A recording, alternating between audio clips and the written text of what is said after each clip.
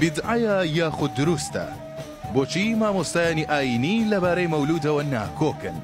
مەولود یەکێک لەو بۆنە ئاینیانەیە کە موسڵمانانی جیهان هەموو ساڵێک بە شێوازی جۆرە و جۆر یادی دەکەنەوە. بەڵام لە هەرێمی کوردستان بابەتەکە هەندێک جیاوازترە و مامۆستایان و زانایانی ئاینیش تاوەکو ئێستا ناکۆکیان لەسەر ڕاستی و دروستیەکەی هەیە.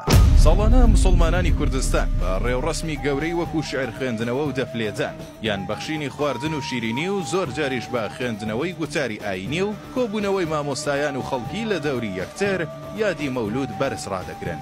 ئەمە بۆ چوونی بەشێک لە مامۆستایانە و دەڵێن مەولود کارێکی باشە. ئێمە نەمانگوتیە مەولود عیبادەتە تاوەکو برێن بیدعەیە، بەڵکو نەریتەشی جوانە کەواتە ئیسلامیش ئیقراری کردووە لەو نەریتە جوانانەیکەوە ئینسانەکان ئەنجامی دەدەن.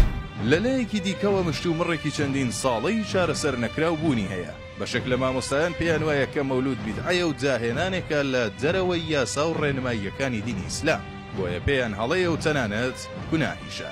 بەڵام سارێ جارێک لەو ڕۆژە دەستە بازاڕی پاقلاوە بەلاشە و دەفەلێدان هەیە و ئیتر ئەوەی کە گوتت تێکەڵاویەکەیە بێگومان ئێمە ئەوەی بەحەق نازانین و بەدینیشی نازانین.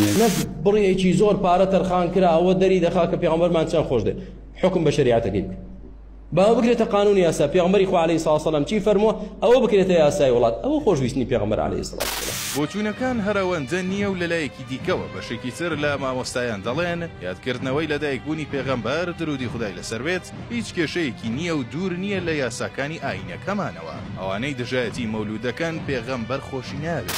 ئێستا هیچ کەس حدیثێکمان لە دێنی پێغەمبەری خۆشەویستمان فەرمووی بفاعل مرفوعە قەت نەیفەرموو فاعل مرفوعە. ئەگەر بشیان زانی بە خراپە دەیانگو خراپە و مەیکە باشە وایە ئەگەر بیان بزانسا بە خراپە بیدعایە و شیرکە و کوفرە دەیانگو کاکە مەیکە. هەرچۆنێک بێت تاوەکو ئێستاش مسلمانان لەسەر ئەم دوو بۆچوونە جیاوازە یەکلایی نەبوونەتەوە. ساڵانەش کە یادی لەدایکبوونی پێغەمبەر درودی خودای لەسەر بێت دەکرێتەوە بەشێک لە مسلمانان مەولود بەڕێوە دەبەن و بەشێکیش بۆچوونیان وایە کە پێویست ناکات ئەو ڕێوڕەسمە بەردەوام بێت.